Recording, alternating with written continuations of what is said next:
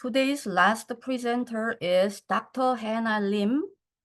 She will discuss Korean history and culture through UNESCO cultural heritage.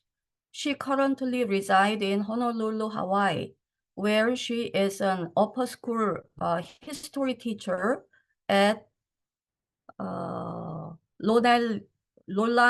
School. Thank you.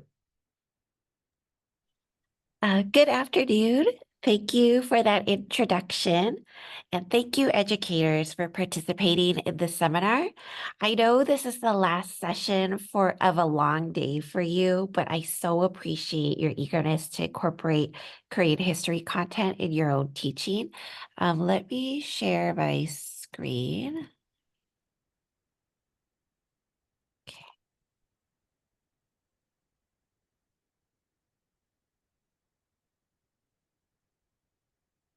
All right. Does that look right for everyone? Yes, it looks Okay, good. All right. So let me first introduce myself. My parents immigrated from Korea in the 1970s and 80s, and I was born in Orange County and grew up in Garden Grove. It's not until I was an undergrad at UC Irvine that I had the opportunity to study anything related to Korea in the classroom. I ended up spending a year abroad at Yonsei University. Then I moved up to UCLA for an MA and PhD. And I've been teaching Asian history at secondary independent schools since, and I'm now based in Honolulu, Hawaii. I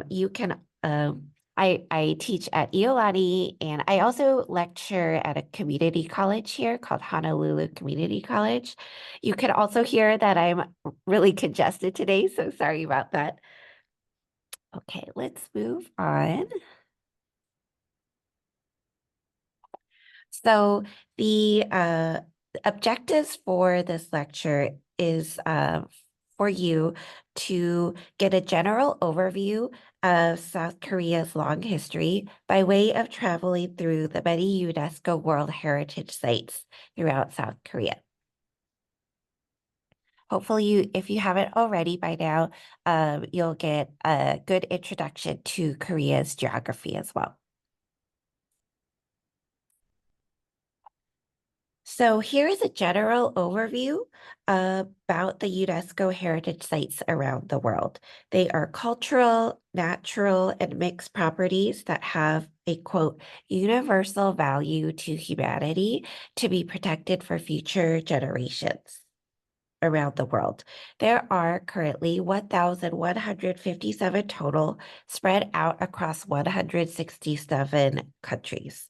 Here, you'll see a map of the 15 properties in South Korea itself, so you can get a sense of where they are in relation to each other. We'll spend time in this lecture going through each site individually in the rest of our time together. So this is just a quick overview.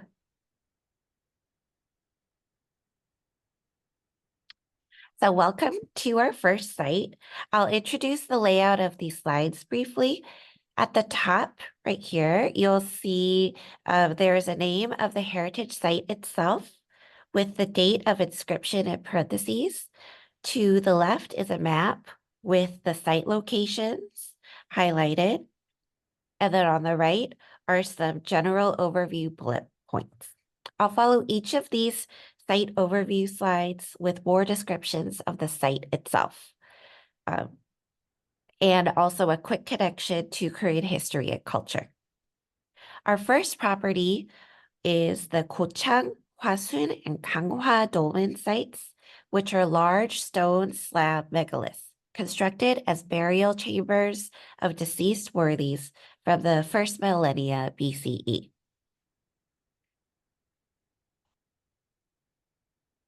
Megaliths are especially prominent on the Korean Peninsula. On the right here, you'll see an overview of the four major types of dolmen: the table style, go table type, stone cover type, and transformative. And then on the left, you'll see a map of where they are located throughout Korea.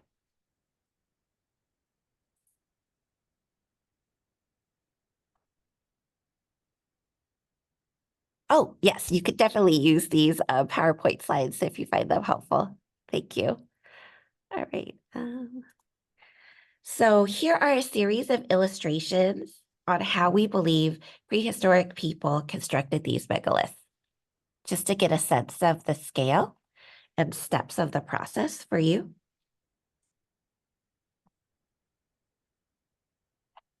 And then dolmen carry significant archaeological value because they give us a window into prehistoric social and political systems, beliefs and rituals, how these large stones were quarried and transported, and how the type of construction changed over time throughout the region.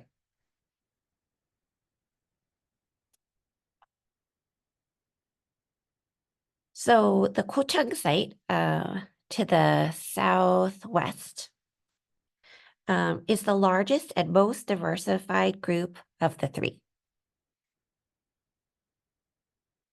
And then the Hwasun Dolmen site is along the Jiseok River.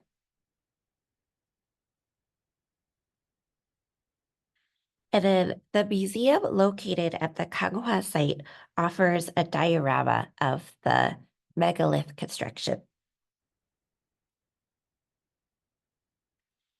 And to help you get a sense of what dolmen look like around the world, I included these pictures. Here we see dolmen in Ireland, the Netherlands, and France. And then also in Portugal, Spain, and Russia. Now let us oh, yes, this is a different type of slide that I want to introduce to you. I've incorporated slides on Korean history and culture like this one, which are marked by a blue background to help supplement your learning about the different UNESCO World Heritage sites in Korea. And again, please feel free to use these if you find them helpful for your own teaching. Here we have an overview of the shifts in Korea's Three Kingdoms period. We'll be focusing on Baekje with our next property, Baekje.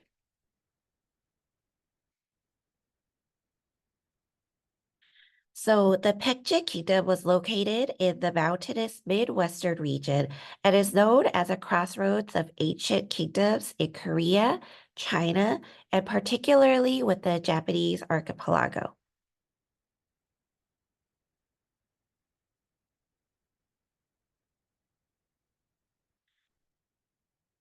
Here are some images of the Gongsan Fortress outside of Gongju and the Cheongnim Temple outside of Puyang.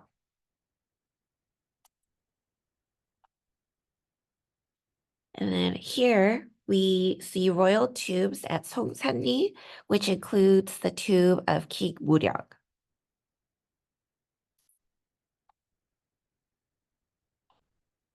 Here are some aerial views of Pusosan Fortress and Gwangbungni administrative buildings.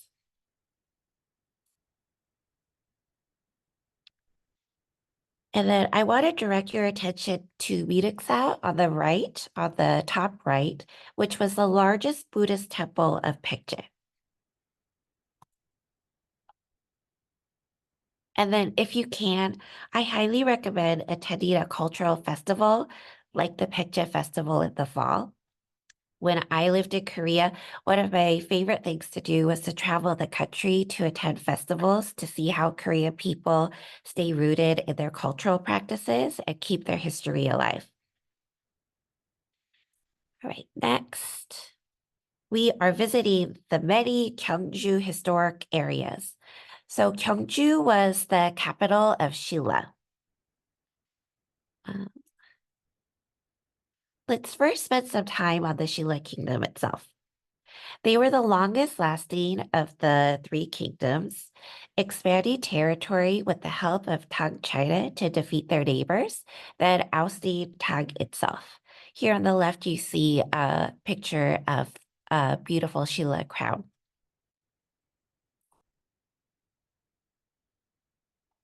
Shilla society was organized by something called the bone rank system, with the hollowed bones at the top and eligible for the throne. If a child's parents had two different ranks, the child took the lower ranking parent status, regardless of gender. Shilla rank corresponded to strict sumptuary laws that determined things like the size of your property and number of horses you were allowed. Due to the rigidity of the system, the hollowed bone rank eventually died out, and members of the true bone rank were allowed on the throne.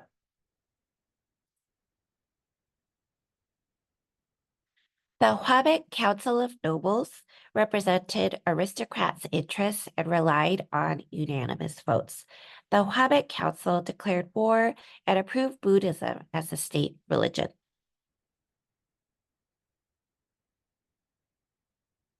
The Hwarang, or flower youths, were aristocratic youths who studied, trained, and socialized together. You may have heard of Queen Sunduk, who was a monarch in her own right, not through marriage. Her father was the last of the male hollowed bones. Under Queen Sunduk, Shilla thrived and experienced a cultural renaissance and unification. So Buddhism was first introduced to Korea in the 4th century. On the Namsan belt, we see many pre-Buddhism shaman relics, in addition to the preservation of Buddhist temples and statues. On the Warsong belt, I want to point out that Cheomseongdae Observatory on the top right, this is the oldest surviving astronomical observatory in Asia.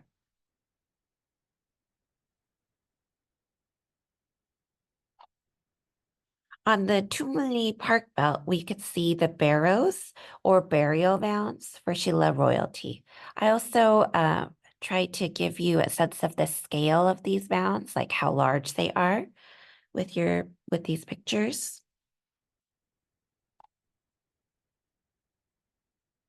The Hwangryongsa belt has the largest temple ever built in Korea, with archaeological remnants leading us to believe it covered 72,500 square meters. The Sansong Belt is made up of defensive fortresses built to protect the city. The fortresses stretch along the east coast. This next property, Purguksa and Sokuram, further highlights the extent that Buddhism flourished under Shilla.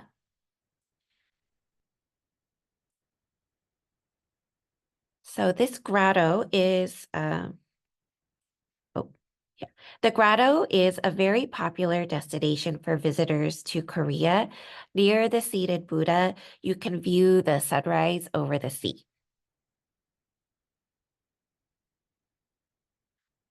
You can also participate in a temple stay here for a more immersive experience. This next set of properties are the 7 Sansa, or Buddhist monasteries in mountains established in the 7th through 9th centuries in the southern provinces.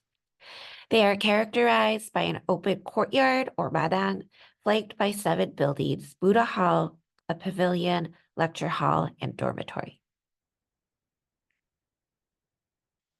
Let's spend a few moments on how culture spread through trade during the Shilla period. Classical Chinese was the shared written language across East Asia. As Buddhism passed through Korea, it wasn't just simply transmitted or copy-pasted into Korea. Korean monks played a large role in producing and disseminating scholarship throughout Asia. Along with Buddhism, innovations in metallurgy, silk production, textile manufacturing, and papermaking spread through trade. This included Chinese and Korean luxury goods in exchange for Japanese silver, copper, timber, and swords.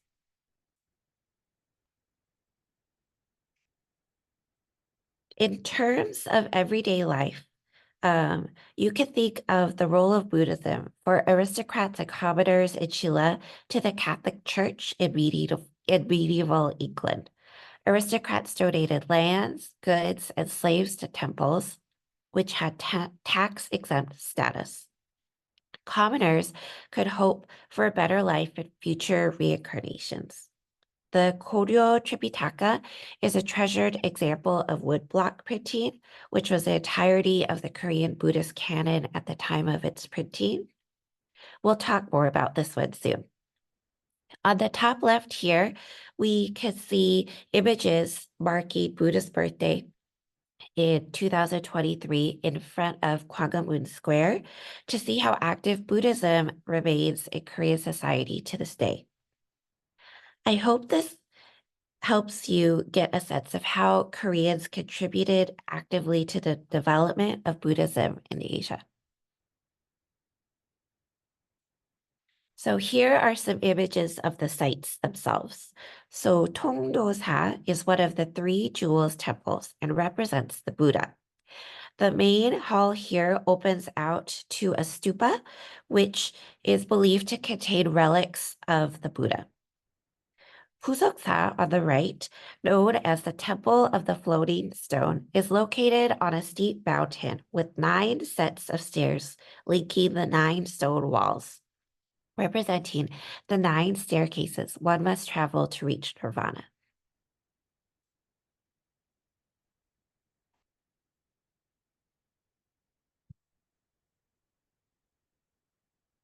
And then Gojongsa's Nirvana Hall dates back to the early 1200s and is presumed to be the oldest wooded building in South Korea. According to geomantic theory, the mountains and rivers around Magoksa form a taeguk design. And if you look at the Korean national flag, the taeguk design was incorporated in the middle of the flag itself. Seonamsa on the right, or on the left, sorry, is home to many cultural treasures, including a lavatory building thought to have existed before the 16th century Japanese invasions. That is the first time a lavatory has been recognized as a cultural asset. On the right, I included this image of visitors to sorry, I think someone entered the waiting room. Can I let them in? I'm gonna let them in. Okay, thanks. Yeah. Okay. I included this image of visitors to Taehungsa to show you that practicing Buddhism by visiting these mountain temples is a part of everyday life for many Koreans.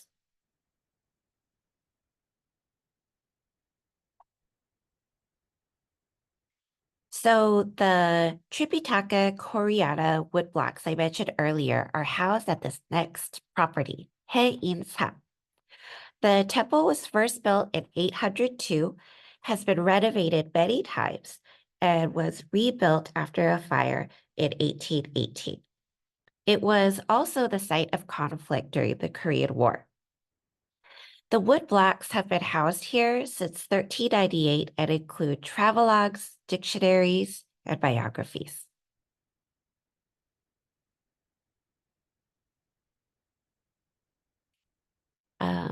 Oh, yes, we've now reached the last Korean dynasty in our historical overview, Joseon. It was established by General Lee Seung-ge of Koryo, known posthumously as King Taejo, who moved the capital to present-day Seoul in 1394, which was then known as Hanyang. He's known for emphasizing continuity over change during his reign, with many continuities between late Koryo and early Joseon periods to protect domestic security. I also included a map from the time to help you get a sense of how people in Joseon envisioned what their city looked like. So here's an image of the woodblocks themselves. The originals were destroyed during a period of Mongol invasions, but the 81,000 258 blocks were recarved again in the 13th century.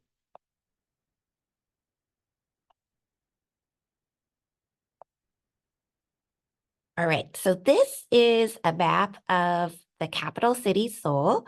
I included this map of different important historic locations throughout Seoul you could visit today because our next set of properties are in the capital city itself. So I want you to get a sense of how close these sites are in relation to each other, in case you're ever able to visit.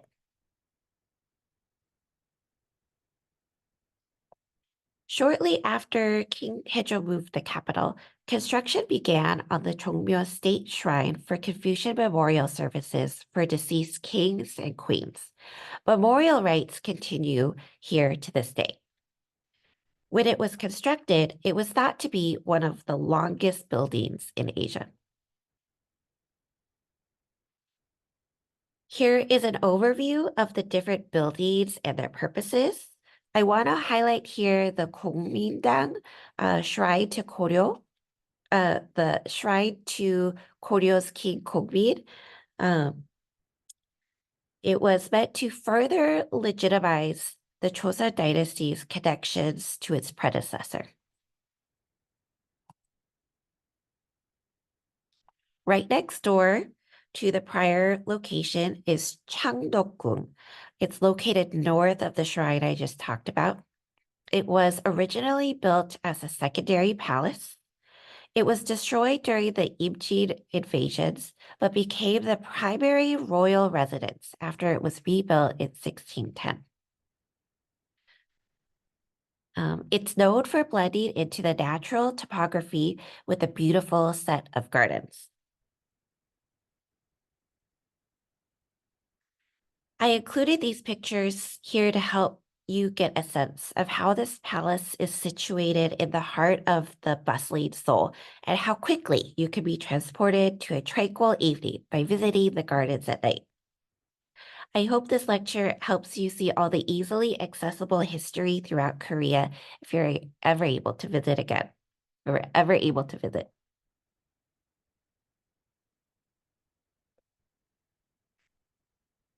Next, we have the royal tombs of the Joseon dynasty for our next UNESCO World Heritage Site. These locations were selected for their natural beauty, backed by a hill, and facing south with water and mountains in the distance. In addition to the tomb itself, there is a ceremonial area and entrance with stone sculptures of people and animals on the grounds. And then here are some images to give you a sense of the sculptures and structures around the tomb mounds themselves.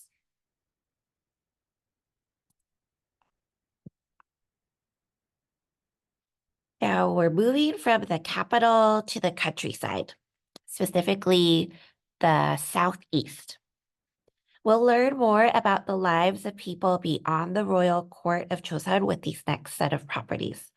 So Hahue and Yangdong are villages established in the 14th and 15th centuries that have been preserved with wood frame residences for elites, Confucian academies, and thatched roof houses for commoners. Hahue is the clan seat of the Buksan Ryu family, and Yangdong is the clan seat of the Wolseong family and Yogang Yi family. Both villages are located near Confucian academies, which I'll talk about more with the next property.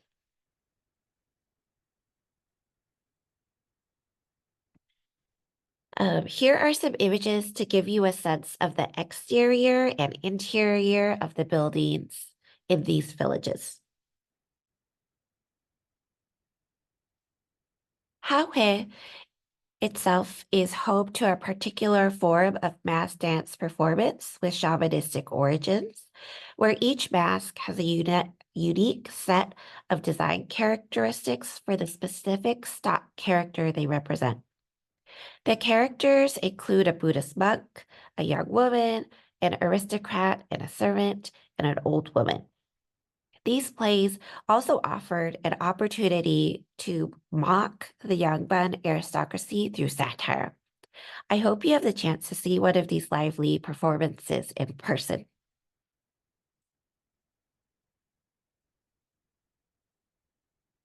Next, let us learn about Sewon, or Confucian academies. There are 9 that are deemed UNESCO World Heritage Sites. These were private academies for young men or aristocratic families to train their sons in Chinese classics and Neo-Confucian morality. They were placed in natural settings near mountains and water. To the right, I included an image of how the types of hats someone wore in Chosun society reflected your social status and occupation.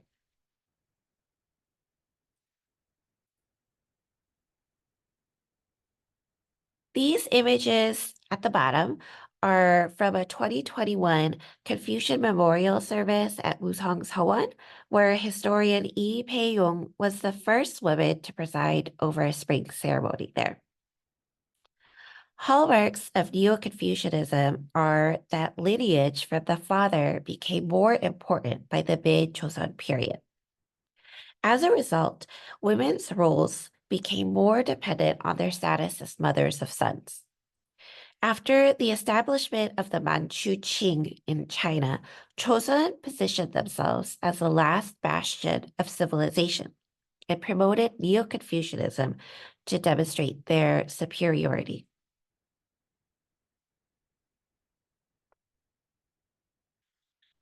The Neo-Confucian education emphasized a specific moral code aimed at passing the civil service examination. Only yangban in good standing, meaning the candidate could verify a yangban standing on both paternal and maternal sides, were allowed to sit for the civil service exam. And only people who passed the exam could receive a government position. Here are images of the 9 different 서원.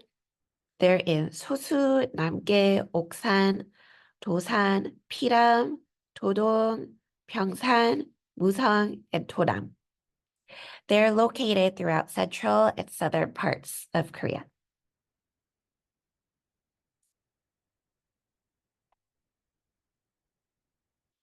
Okay, next we have Namhan Sansong, which is a mountain fortress to the southeast of Seoul. It was used as emergency capital housing for up to 4,000 people. It was rebuilt several times, including in preparation for Manchu invasions.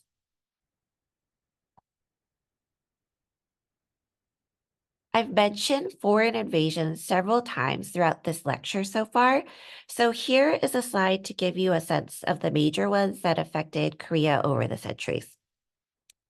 I mentioned the Mongol invasions earlier, during which the original Tripitaka Koreana woodblocks were destroyed. Following these 13th century invasions of Korea was a period of Mongol rule from 1270 to 1350. The Manchu invasions, which I just mentioned, occurred in 1627 and again in 1637 before the Qing were established in 1644. This is the period when the Namhan fortress was rebuilt.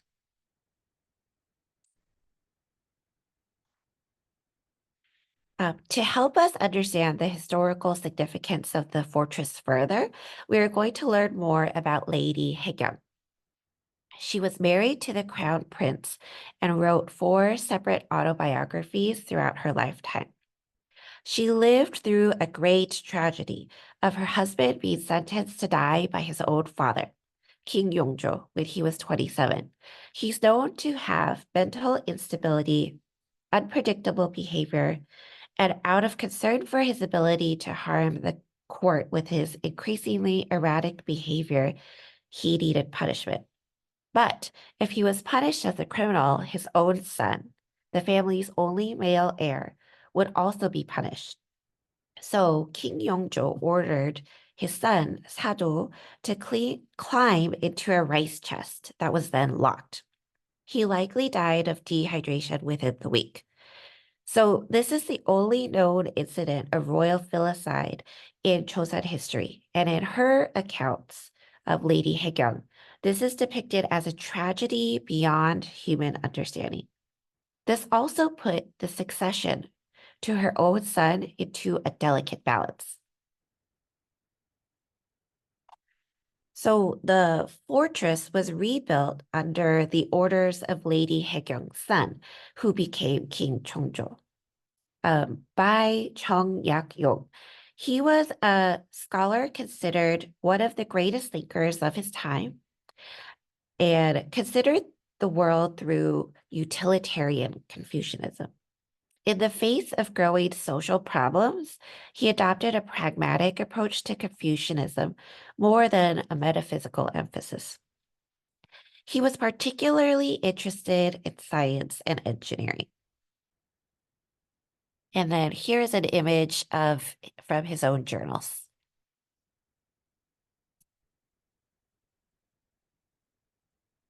So the fortress was redesigned to house the remains of King Chongjo's father. So while his death by the prior king's orders was considered a great tragedy, the deceased crown prince could still be honored by his own son, the next king. The crown prince's name became taboo in King Yeongjo's court for the rest of his reign. But under King Chongjo, he showed great filial devotion to his father. So here at the bottom, I included an image where you can see the procession carried the crown prince's remains to their final resting place at the fortress, and it became a place where his son, the ruling king, could easily visit his father to perform memorial services to honor his memory.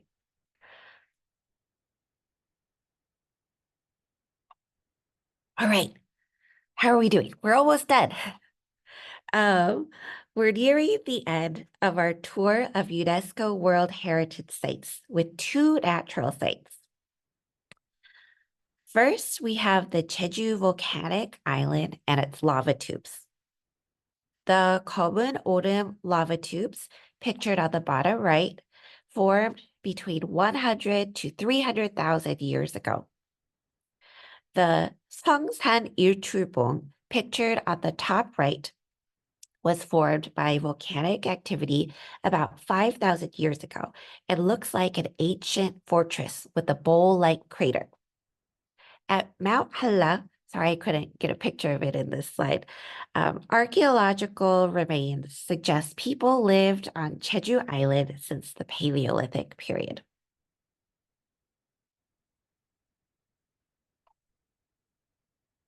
So historically, Jeju Island was originally its own separate kingdom of Tamna and developed their own unique creation myth and spoken dialect. Oh, I got a picture of Mount Halla in this slide. That's right. To this day, Jeju is known for their distinct cultural traditions honoring a strong matriline. You may have heard of Haenyeo, or female divers. The Korea government now subsidizes their gear to help support this ongoing cultural practice. Jeju is also a popular tourist destination, though not as tropical as where I am right now in Honolulu. Compared to the rest of Korea, Jeju is much more tropical. You may have also seen these stone statues in packaging of Jeju's famous tangerine exports.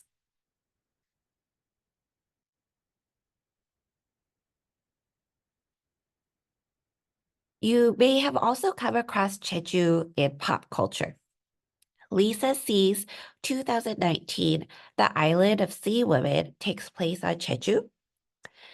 If you've seen Squid Game, these 2 characters talk about what to do if they survive the competition. One of them mentions dreaming of visiting the Hawaii of South Korea or Jeju Island. And then the 2022 drama Our Blues also takes place in Jeju. I think you can watch this on Netflix. The Kabun Odum lava tubes is actually a sister park to the Hawaii Volcanoes National Park.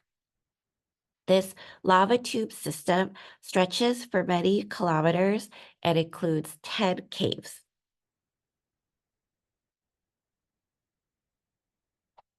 Manjangul is the only lava tube that is open to the public. It's the longest lava tube on the island, stretching 7.4 kilometers, but only 1 kilometer is open to the public. And then at the end of the lava tube stands this really large lava column.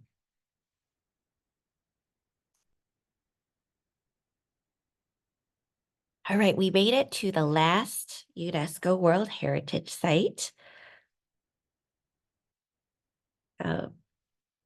We have the Ketbar, known as mud flats or tidal flats. These are important natural heritage sites for marine fauna and migrating birds. There are 4 subtypes recognized by UNESCO: estuarine, open embayed, archipelago, and semi-closed. These are important locations for their ability to be home to so many different types of flora and fauna, including 22 species.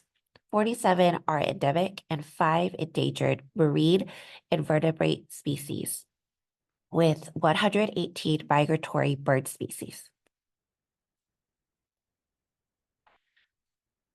Here is an image labeled with the different types of habitats in these wetlands, which form in the estuaries of large rivers and island coasts. And then I included these images so you could get a sense of the wide range of species that make their home in the tidal flats, including the mud octopus, fiddler crab, and spoon-billed sandpiper. So we did it. We made it to the end of our tour. I think with time to spare for any conversation you might be interested in having. So let me stop sharing. Okay. Thanks for listening. Oh, and thanks also for the comments. Yes, I thanks for seeing the different ways that this content can be connected across different grade levels. I find in my own preparations that it's hard to find a lot of like made material on the internet that's specifically related to Korea. So yes, please go ahead and use whatever materials from this you find might be helpful to you. May I Any have questions? Yes. so thank you so much that you prepared this much information on the site, the UNESCO designated in South Korea. Do you happen to also have like a UNESCO designated people like Isun Shin generally, or songs or like a musical stuff, other stuff, not only Oh. the Yeah, definitely. So UNESCO, there's like intangible cultural properties. Yes. So those are more related to like people and cultural practitioners. So like the things like people who perform different folk songs and things like that, they would be deemed these cultural properties instead of sites, like a location. So if you go, the UNESCO website itself,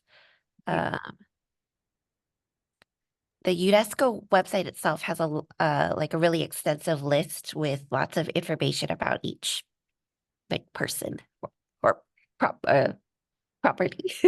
Yeah, specific to Korea. Yes. Yes, yes, yes, yes, yes. So check out the UNESCO website. I'm sure they might even have like recordings of the performances of different dances and songs that you could incorporate.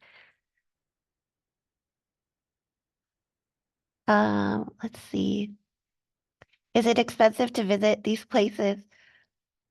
Well, many of the mountain temples, all you need is the power of your own feet. but it does require some good cardio commitment. There are people that visit these mountain temples. Oh, sorry, I'm on campus, so don't mind the bell. Oh, thanks for including the intangible heritage. Thank you. The anytime I would visit these temples, on my own, I would be so impressed by the aunties and uncles that seem to be climbing this every day without breaking a sweat. I look like I had just run a marathon.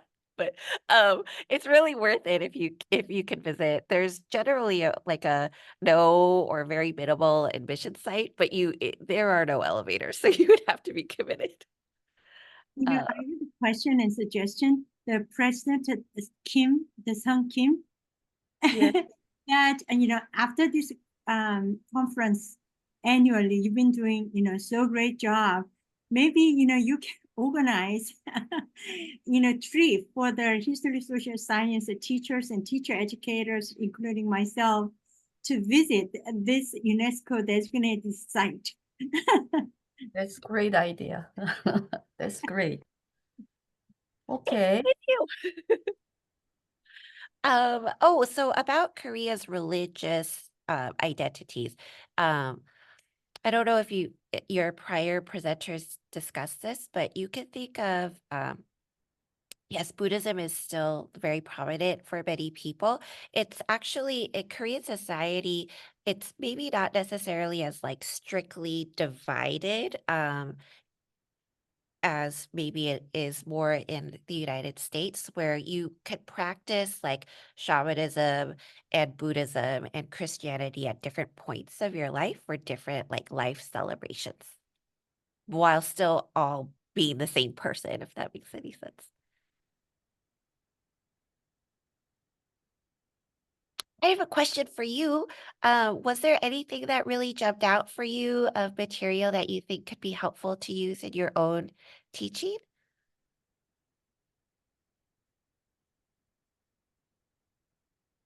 I think a lot of us agreed that the visuals are so great, that the slide is going to be helpful.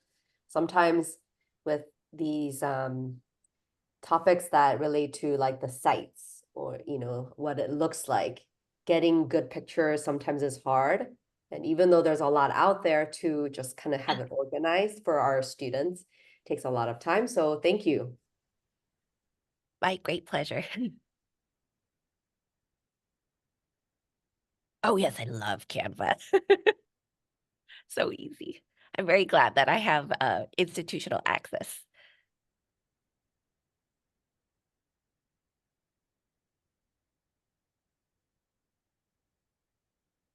Oh, thank you. I didn't even think to include videos, though. Maybe I will do that if I do this again next year. I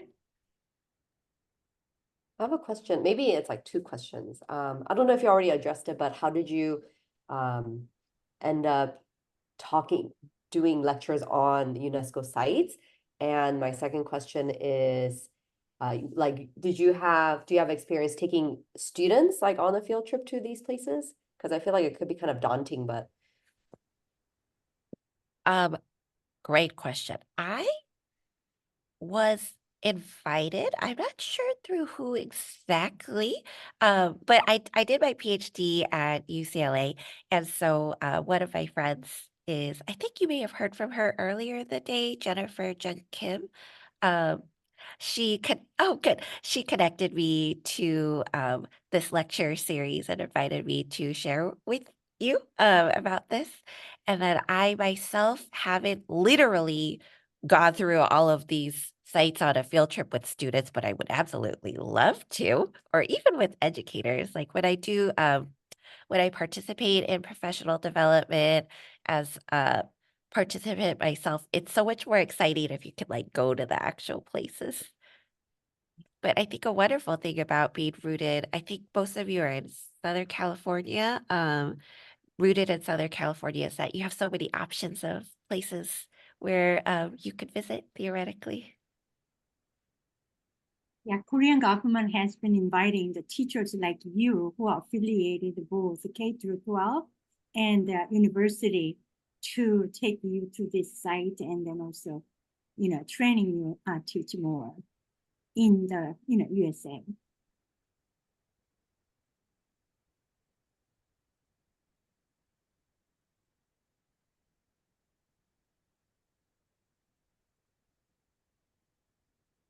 All right, and Minji has shared with us the slide deck again. Thank you.